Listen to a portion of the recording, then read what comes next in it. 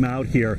So, you know, we'll learn in about a little less than an hour of when they plan to try and do this again. But for the people who came out here today, it can't come too soon.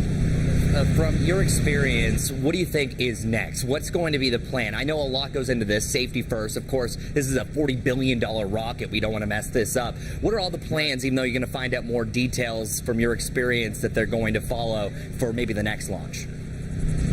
Sure. So they have windows available Friday around 12:30 in the afternoon. Next Monday after 5:30 in the afternoon are other potential windows that they could launch Artemis. But there's a big if.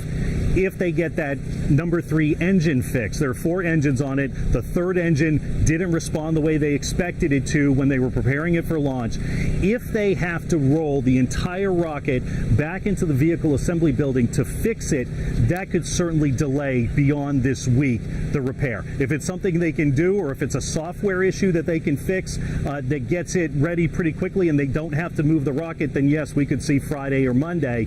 But it just goes to show how these launches are so complex that everything has to go right. They were worried about the weather this morning, and so that's something they're going to have to watch. It's summer in Florida. Storms pop up all the time, so you have that component, and then you have other ancillary issues like that hydrogen leak that was worrying the engineers for a little while.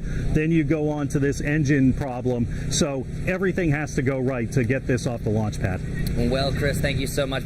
You can't see me, my fingers are crossed, and as a consolation prize, at least the beach is beautiful. So until next time, thank you so much, my friend. Back, a brand new arts festival getting ready to make its way to the Queen City. Charlotte's International Arts Festival now under a month away. The annual celebration from Blumenthal Performing Arts will bring more than 200 attractions to Charlotte over the course of 17 days. So joining us now to discuss everything you should expect, Blumenthal Performing Arts President and CEO Tom Gabbard. Tom, thank you so much for being here with us. Good morning. Great to be here. So we know the Blumenthal Performing Arts Center has a lot of different festivals. Tell us about this one and how it's going to be different. Well, this is brand new in the...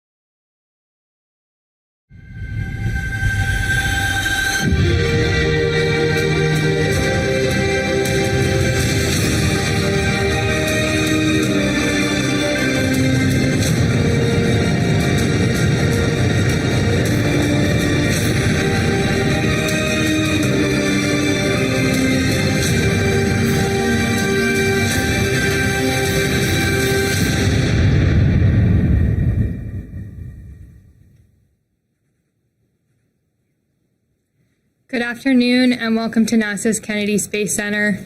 I'm NASA Press Secretary Jackie McGinnis, and today you'll hear an update from NASA leadership following the scrub of the Artemis I launch this morning after the team encountered an issue getting one of the 4 RS-25 engines to the proper temperature for liftoff. Earlier in the countdown, teams were able to troubleshoot an issue related to a hydrogen spike while filling the core stage tanks, and the rocket remains in a safe configuration as teams assess next steps. Here to talk with us today about today's operations and the path forward are NASA Administrator Bill Nelson, Artemis Mission Manager Mike Serafin, and Associate Administrator for the Exploration Systems Development Mission Directorate, Jim Free. After the mission management team meets tomorrow to review data and discuss a path forward, we'll also hold a teleconference to keep you updated. We'll take questions from those of you in the room and over the phone. And if you're joining us on the phone, please press star 1 to enter the queue. First, I'll hand it over to Administrator Nelson. I am very proud of this launch team. They have solved several problems along the way, and they got to one that needed time to be solved. I am very grateful to you all for your patience. This is a brand new rocket.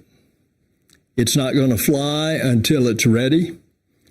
There are millions of components of this rocket and its systems, and needless to say, the complexity is daunting when you bring it all into the focus of a countdown.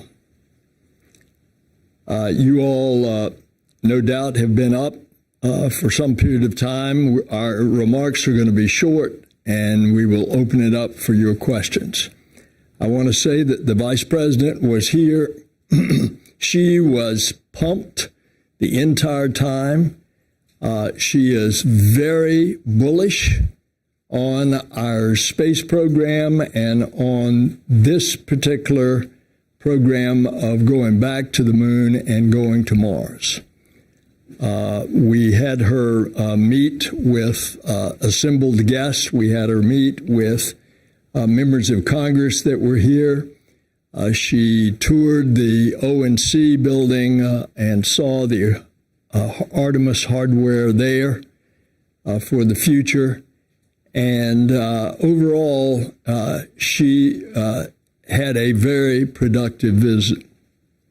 and I would expect that you will see her at a future launch. I want to say that understand that scrubs are just a part of this program. On the space flight that I participated in, Hoot Gibson, the commander, 36 and a half years ago, we scrubbed 4 times on the pad. It was the better part of a month. And looking back, had we, after the 5th try, got off to a perfect mission, it would have not been a good day had we launched on any one of those 4 scrubs. So when you're dealing in a high-risk business and space flight is risky, that's what you do. You buy down that risk, you make it as safe as possible, and of course, that is the whole reason for this test flight, to stress it and to test it to make sure it's as safe as possible when Artemis II, when we put humans in the spacecraft. So for the details, let me turn it over to Mike Seraphin. Well, good afternoon. It's been a very dynamic 48 hours since I was last here to talk to you.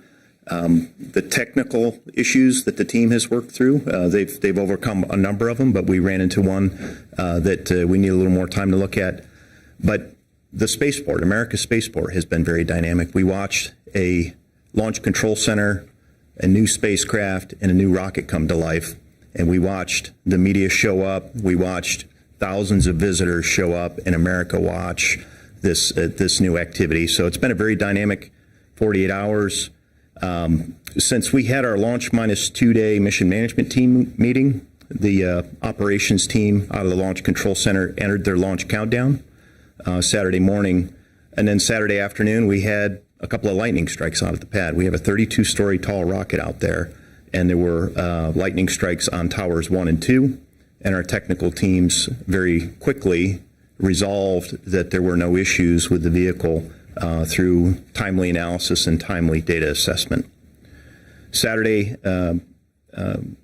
afternoon, we also closed out an action from the launch minus 2-day mission management team, which was to re-verify our communications coverage associated with some late changes that we had with the rocket and the spacecraft, and the team got comfortable with the communications coverage plan. And then Sunday was largely a day of rest and a day of preparation for the team. And late Sunday evening, a subset of the team came in for the tanking meeting. Myself and our launch director, Charlie Blackwell Thompson, and our propulsive elements came in at 10:50 this evening, or the prior evening, and we reassessed the readiness to load the vehicle with cryogenic oxygen, cryogenic fuel, and we were go for that. We had a go weather forecast, which was 20% chance of lightning, 40% chance of precipitation throughout the cryo loading period. And right around that same time frame, the team encountered an issue with the verification of the Orion flight software. It took about 11 minutes to have a command acknowledged to help verify the flight software, and it was a simple misconfiguration. One of the command and control modules was not activated, and the team quickly resolved that. And then once they configured it, they quickly worked through the software verification, and there were no concerns at that point with the Orion software verification. The tanking meeting itself was very clean. We were done in 30 minutes, and we gave the go for tanking. Shortly thereafter, the Kennedy Space Center went into a lightning alert, and the tanking was delayed for about an hour. And then once the cryo loading started, we started the loading of the hydrogen. The team quickly encountered a hydrogen leak at the 8-inch quick disconnect, which is our fill and drain, and that happened when they went into the fast fill phase. So they had to slow down the loading operation. They chilled down that interface, and they managed to work their way through the full cryo loading operation of both the core stage as well as the upper stage successfully. Once we got through the propellant loading on the rocket, both the core stage and the upper stage, they started the engine bleed. We talked at our flight readiness review about the engine bleed. We knew that that was a risk headed into this launch campaign, and it would be the first time demonstrating that successfully. We did encounter an issue chilling down engine number 3. We need the engine to be at the cryogenically cool temperature such that when it starts, it's not shocked with all the cold fuel that flows through it. So we needed a little extra time to assess that. When the team started working through that, they also saw an issue with a vent valve at the inner tank. So the combination of not being able to get the engine 3 chilled down and then the vent valve issue that they saw at the inner tank really caused us to pause today, and we felt like we needed a little more time. There was also a series of weather issues throughout the window. We would have been no-go for weather at the beginning of the window due to precipitation, and later on in the window we would have been no-go for lightning within the launch pad area. So the team worked through a number of issues today. The team was tired at the end of the day, and we just decided that it was the best to knock it off and to reconvene tomorrow. So we've got a mission management team meeting at 3 p.m. Eastern. We're going to give the team time to rest, first of all, and then come back fresh tomorrow and reassess what we learned today, and then develop a series of options. It's too early to say what the options are. And then, as Jackie said earlier, we will come back and talk about where we stand tomorrow evening with all of you. Again, it's an incredibly hard business that we have. In spite of the challenges that we had, as well as some other constraints that the team had to work through and set up for. For example, we had 42 collision avoidance cutouts that we had to manage over the course of the 2-hour window. Most of those were only a couple of seconds long, but there were a few that were about a minute long. When you start thinking about the type of mission that we're flying, it really helps you understand just how unique and how complex the Space Launch System is, and the Orion and the Artemis program is. We have this upper stage, the interim cryo propulsion stage, that lofts the spacecraft to a 975 nautical mile insertion orbit, along with the SLS core stage. And with that, we need the performance from it, but we fly through part of the orbital debris field, the micrometeoroid and orbital debris field. And then one orbit later, we commit to the point of translunar injection. So as we fly up through this orbital debris and then back down to low Earth orbit and then out through the point of translunar injection, we have to know where all of these objects are, and that explains those 42 cutouts. And that is something that our operations teams were prepared to do today. We just didn't get to the launch window. So a number of challenges. We were ready for some of them, and the technical challenges we encountered on the engine bleed and the vent valve are just some things we're going to have to go look at today, look at tomorrow after we get a little smarter and get rested. So with that, I'll pass it to Jim. Yeah, so good afternoon. So the administrator and Mike covered a great deal of things. I'll just highlight a few things for me. I sit in a different vantage point than Mike does. His is a lot more fun, by the way. But we, we're in the LCC, and I found some things in the team today. This was a really important attempt for us. We talked about that after Wet Dress 4. There were a lot of questions of, should we have rolled back, tried to do another test? We felt and still feel like going for today was the right thing to do. And that comes in a few ways. Our launch team was really, I'll say, pushed today. They were working a lot of issues. They were looking at the compressed timeline with that hold at the beginning, and we were filling all 4 tanks at the same time at one point, really pushing our team through a timeline. Weather, Mike talked about some of the weather. We talked about lightning. Weather was coming in and out. We were actually not able to go at the beginning of the window like we thought. There was a lot of comms from the launch weather officer. The hydrogen out of spec that Mike talked about when we went to manual control, That's something we did on the locks when we had some issues loading locks the first time. Going to that manual control to me is learning. And getting through the first hydrogen leak that we had, that was the same leak we had on the same line to the same level. And when we started to do the manual fast fill, honestly, it kept climbing, and I thought there's no way we're going to get out of this, and that got us out of it.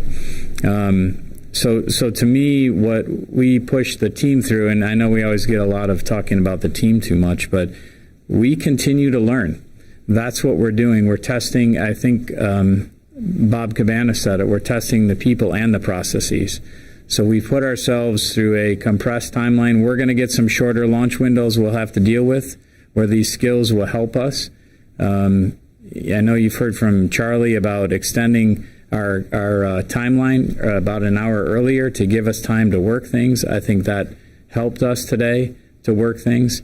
And frankly, engine 3 that Mike talked about, we definitely didn't get down to the temperature we wanted, but the other 4 weren't as low as we would like to.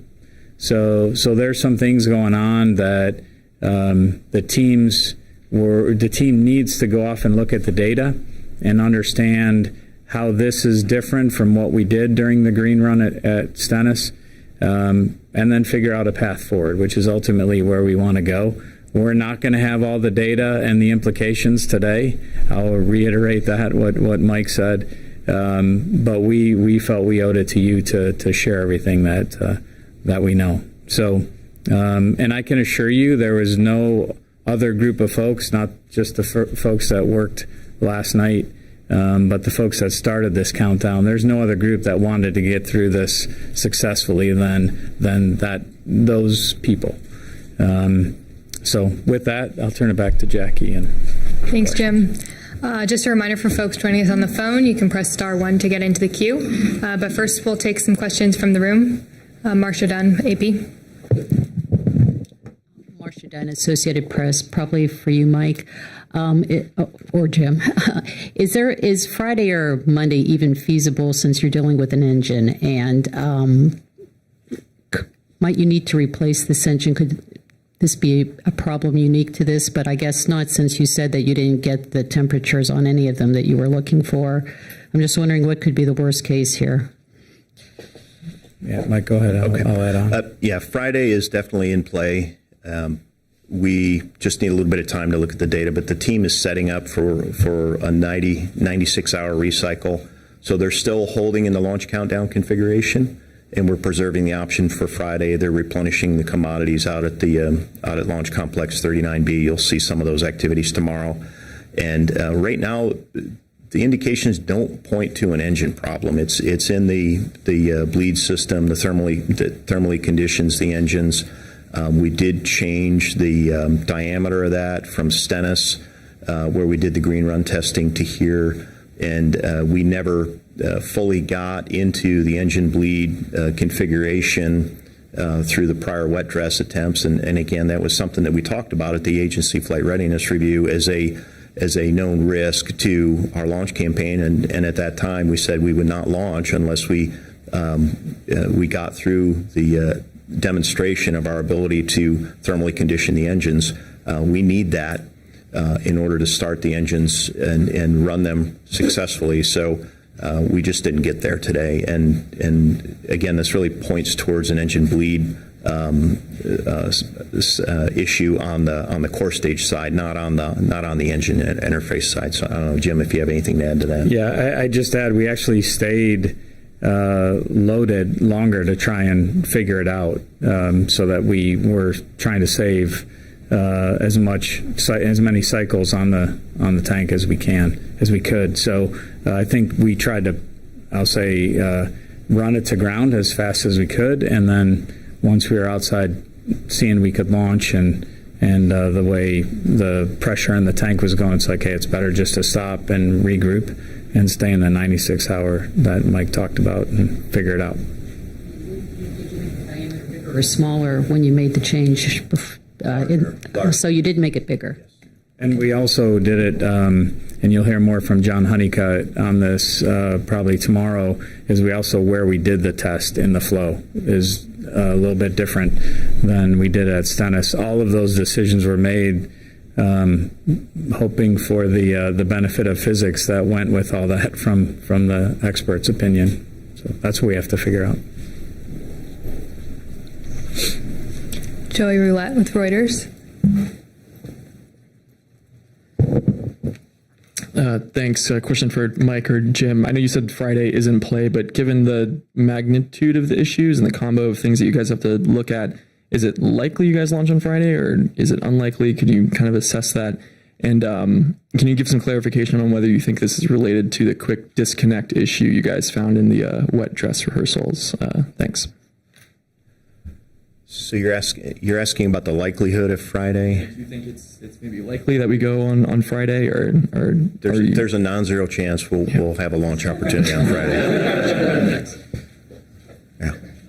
But we need time. We really need time to look at all the information, all the data, and we're gonna play all 9 innings here, and we're not ready to give up yet. And if you could kind of clarify a little bit whether this is related to what you guys were looking at in the wet dress rehearsals with the quick disconnect leak issue. How related might it be, or if it's independent, maybe, I don't know. I would say, and again, this is probably a question that's better answered by John Honeycutt, but during the wet dress rehearsal, we saw issues at both the 4-inch and the 8-inch QD in terms of our ability to retain enough pressure to properly seal those such that we didn't have a hydrogen leak. And we never got to the engine bleed itself during the wet dress. We knew that. So the QD problems that we saw during wet dress have largely been mitigated.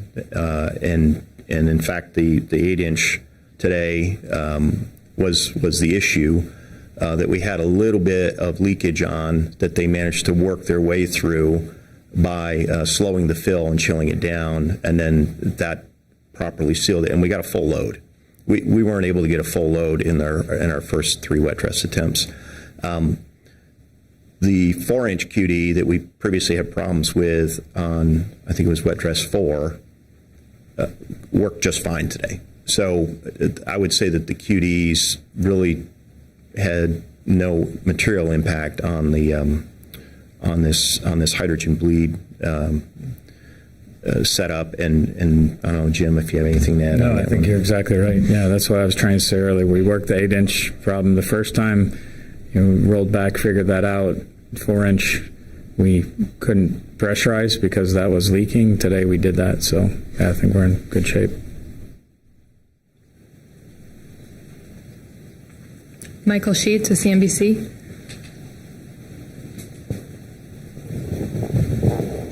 Michael Sheets of CNBC. My question is for Mike. I'm curious to get a little more learnings on the other side of things, which is the possibility of a rollback. Given the data that you've seen so far, how likely does that seem? And if you were to roll it back to the pad, where does that reset the timeline in terms of your guys' next launch opportunity? I'd say that's getting ahead of our data reviews, and we need the team to get rested and come back tomorrow, and we'll see what the data tells us. I'll recycle a line from earlier. There's a non-zero chance, but we're going to do our best to see where the data leads us, and if we can resolve this operationally out at the pad, there won't be any need for that. And if we can resolve this operationally out at the pad in the next 48 hours, 72 hours, Friday is definitely in play. So we just need to see. We need to see what the art of the possible is. We need the team to digest what we've learned, and we'll take it from there. Thanks, Mike. Ken Chang with the New York Times. Yeah, hi. This is for Mr. Serafin. I was wondering if you could give us a quick primer about how the hydrogen bleed system works. Sounds like it's the plumbing from the hydrogen tank to the engines. What was changed and why? And did anything like this occur during Green Run at Stennis? Yeah, I will defer that one to John Honeycutt tomorrow. I know we increased the diameter of the bleed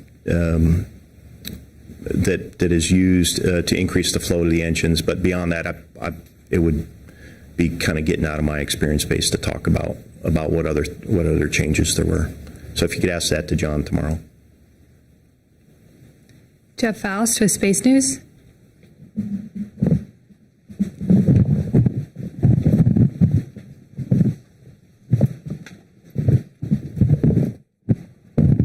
Jeff Faust of Space News. For Mike Serafin, you'd also mentioned an intertank vent valve issue. I wonder if you could provide some more details about exactly what that issue is, and if you hadn't had the problem with the engine bleed on engine 3, would that have been a constraint to launch alone? Yeah, we're still trying to understand what happened with the intertank vent, but it was clear that there was a leak at that vent valve, and the challenge that created was we want to increase the pressure in the tank in order to establish the hydrogen bleed, and the vent valve wasn't cooperating with us. So it was this delicate balance of maintaining the pressure to establish the bleed on all 4 engines, and engine 3 was not seeing the temperatures that it needed, and the vent valve complicated that, and that's at the point where the team decided that it was appropriate to declare the scrub. Because we just weren't going to make the 2-hour window, and then it just was one of those situations where we just knew that we needed more time. Thanks, Mike. They're keeping you busy. Kristen Fisher with CNN. It's actually Rachel. Oh, I'm so sorry. I'm so sorry. Rachel Crane with CNN. Mike, you mentioned earlier that you didn't see temperatures for all 4 engines that you were anticipating. We just heard a lot about engine 3. Can you tell us a little bit about the temperatures you were seeing with the other engines and what the issue was? The other 3 engines were meeting the temperature range, or were on trend to achieve what we would need to have a proper start. It was just engine 3 that was just for some reason not getting to the proper temperature range. On the phone, we have Chris Davenport with Washington Post. Hi, thanks so much, I guess, for Mike. What is the temperature that you need the RS-25 to be at in order to launch? Just wondering what the criteria is for that and how far away you were on that 3rd engine. I'm also wondering how you ended up being able to fix that hydrogen leak. It just sort of seemed to go away during tanking. Thanks.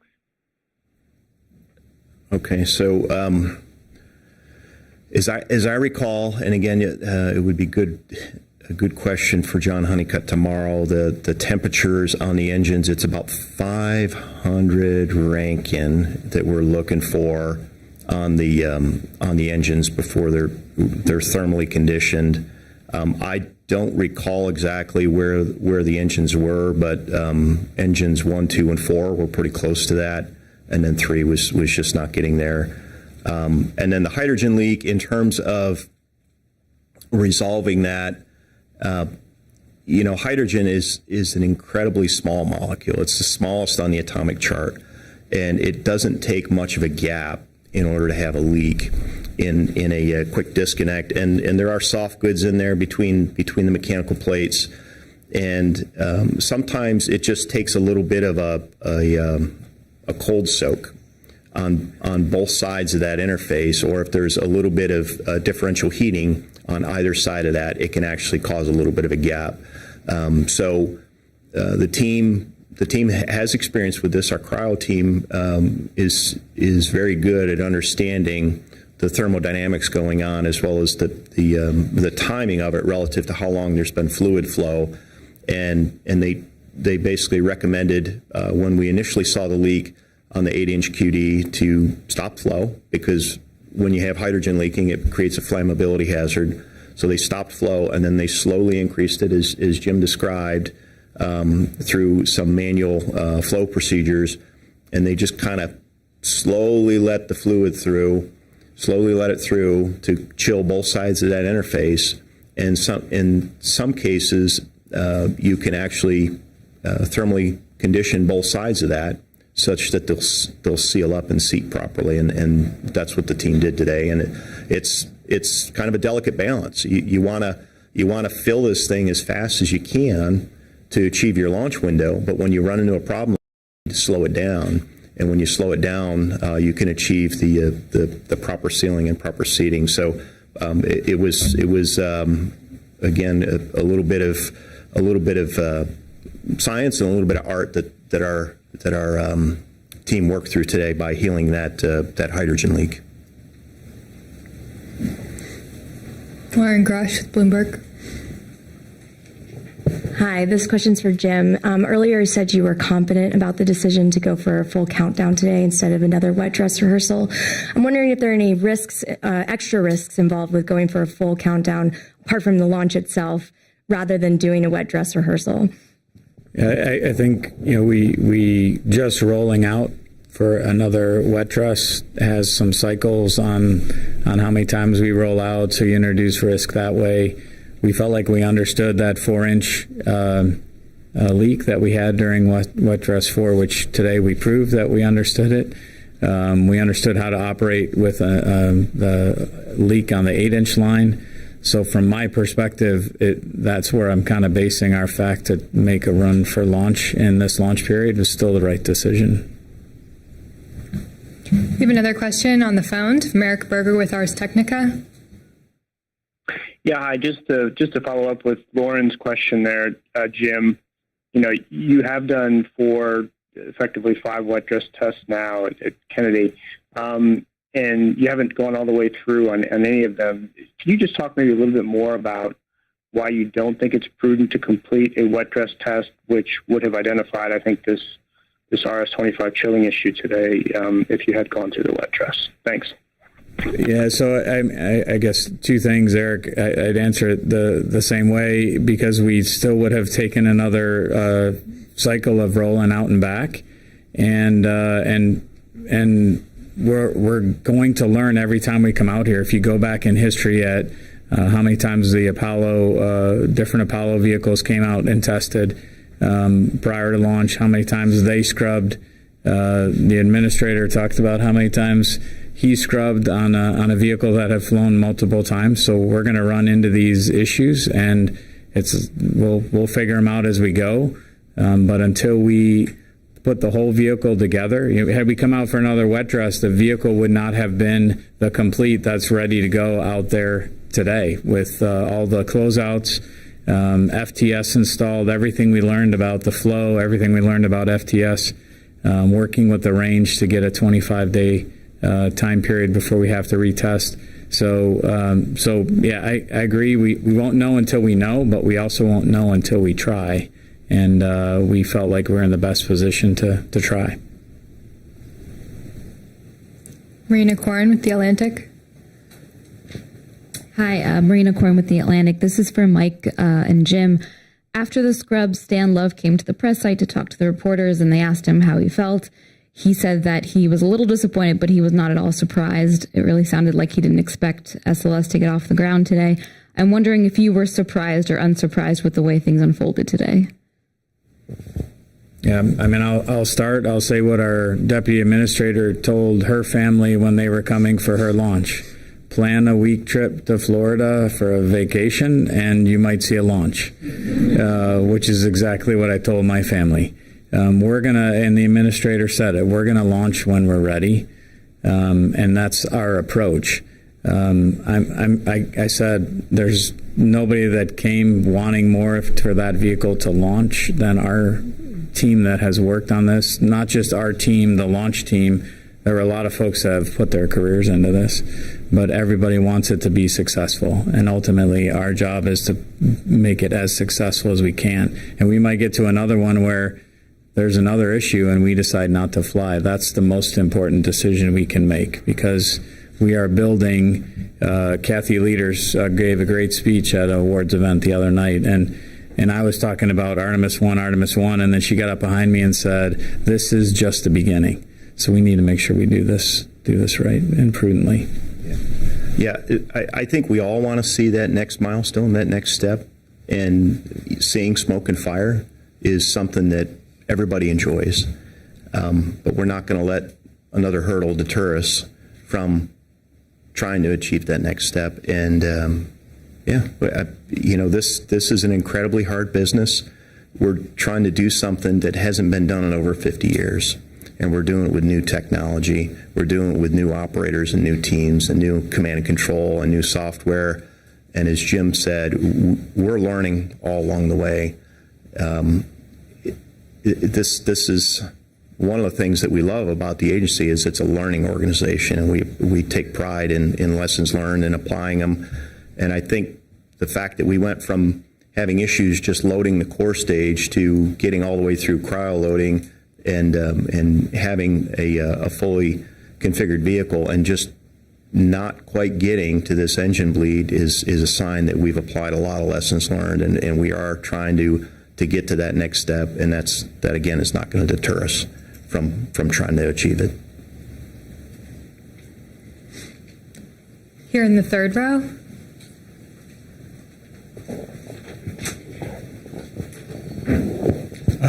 Hi there, Tim Fernholz from Quartz.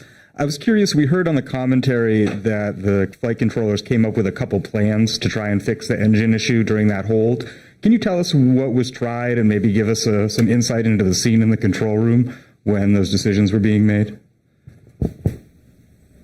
Yeah, I'll take a crack at that. There are what we call pre-planned procedures that the team has, and the team worked through those, like doing when we had the initial hydrogen leak on the 8-inch QD. You do what they call a stop, flow, and revert, and then you try again. And those things the team worked through very efficiently, and it was very methodical. And they had, again, to kind of have this delicate balance of wanting to increase the flow rate as quickly as we could to get that tank full so we could meet our launch window, but do it at a slow enough pace that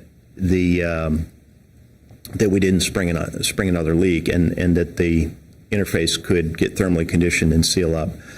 And they worked through it very methodically. And when we ran into the engine bleed condition, they noted it. They worked through the fact that 3 of the 4 engines looked pretty good in terms of the thermal conditioning, and this engine 3 was the outlier. They tried a couple of steps. They consulted with the engineering teams that provide technical support from the design center. In this case, it's Boeing and Aerojet Rocketdyne are the technical experts, whether it's on the core stage or the liquid engine side, and they worked together very efficiently as a team. There was quite a bit of chatter when we got outside of the pre-planned contingency, and then they brought back a strategy on how to reestablish the engine bleed, and we just weren't successful when we ran into this intertank vent valve issue that complicated our ability to maintain pressure there. And it was at that point that the team just focused solely on managing the pressure of the tank, because you're preserving the flight hardware within its design limits. And then once they did that, we decided that it was time to knock it off. There's also a process. I mean, the team goes over to an anomaly loop where they're working things at that particular non-conformance or issue, and they come back and say, "Here's our plan. Can you give us some time to work it?" And they'll sometimes talk about a time and go off and play it against the software model in another firing room, or back in the design center in Huntsville, or out at Aerojet Rocketdyne, and then come back with that data. And the NASA test director and the launch director are encouraging them to, hey, we haven't heard from you in the time frame, right? Because they're trying to get all the data, but those two are trying to manage the flow and what we have left in the launch window. So that's kind of the process that's always going on across all anomalies, not just that one. Tom Costello with NBC. Hi, good afternoon. You all are probably exhausted, so thank you for taking time to talk to us and talk through all of this. I'm wondering, as you do talk through all of these steps, and you all have mentioned various experiences that the Apollo crews and the Apollo mission control also dealt with. Does it give you a new appreciation for, or as you look at all of this, do you hearken back to what your predecessors were doing 50 plus years ago? I'm just wondering how you think about where you are today, and you juxtapose that against what the Apollo folks went through 50 plus years ago. Randy Bresnik said it best the other day, right? They didn't know it could be done, which is even more impressive, right? We've seen it done. We're trying this with a new vehicle, so it's really impressive to me to think they didn't even know that it could be done. You don't know how hard it is because of what's laid out in front of you. So I think for that, the shuttle program, the ISS program, those are all programs we learn from and have an appreciation for the challenges that go with it. But my faith in this team is ongoing. So I know we'll get through it because they've seen it done before and they understand this vehicle. Tom, one thing that will show you the difference between Apollo and Artemis. They went step by step. There was Apollo 7, then 8 around the moon, then 9 where back in low Earth orbit, where they separated the lunar lander and prepared that docking again. You think about that, 7, 8, and 9. That's all wrapped up in this Artemis I. And then they went on to Apollo 10. Tom Stafford, who, by the way, was with us today and got a standing ovation from our guest. And then 11.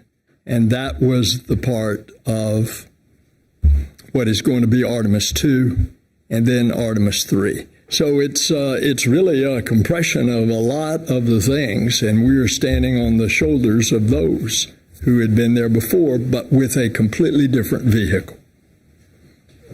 So we're running up on the end of our time. I think we have time for 2 more. Micah Maidenberg with Wall Street Journal.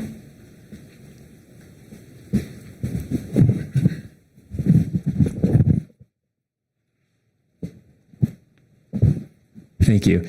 Mike Amino, Wall Street Journal. Hey, Mike, you talked about the issue being on the core side and not on the engine interface side. Could you kind of elaborate on that? And have you had any conversations, or anybody on your team had any conversations initially with the folks at Boeing, just given their role on the core side? Well, we certainly did discuss whether or not there was an engine problem. And Marcia's question earlier was kind of alluding to, do we need to remove and replace an engine? And there's no indication that we're in that type of scenario at this point. Boeing is a part of our engineering team that is in the Launch Control Center. Boeing is on the mission management team, and they're integral to the overall operation. And we did tap their expertise, and we have a whole host of technical experts aside from Boeing. Our NASA Engineering and Safety Center, some of the tech fellows are involved from that organization, as well as our NASA chief engineers from the Marshall Space Flight Center, folks like Dr. John Blevins and a number of other folks, all weighed in and helped troubleshoot the issue today alongside our Boeing and Aerojet Rocketdyne partners. And that's kind of where we got to today. Was at the end of a long day, we ran into not one issue, but kind of a compounding issue between the bleed and the vent valve that we just again decided that it was appropriate to knock it off given the configuration that we're in. So that's kind of where we got to. One last question. Irene Klott with Aviation Week. Thanks. This is kind of a physics question. Is there something about the position of the main engine 3 that is makes it susceptible to this kind of situation, or could this have randomly occurred at one of the other engine positions? Only because I talked with Honeycutt, he brought this up. He asked his team to go off and look at that. And I think he'll probably bring that answer back to you tomorrow. He didn't anticipate there was, but they're not leaving anything off the table.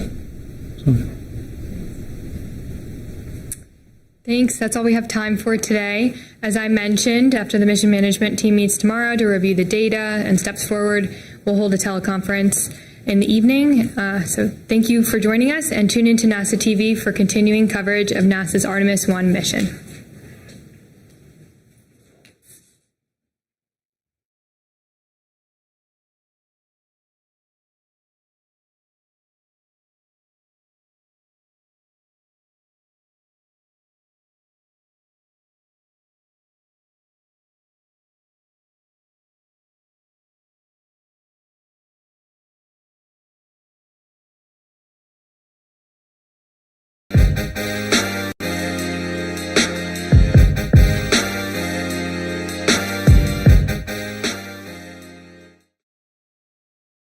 Well, like we were just saying, tomorrow is the first day of school for many kids in our area. So here to talk about how to make sure your kids have the healthiest possible start to the new school year is Novant Health pediatrician Dr.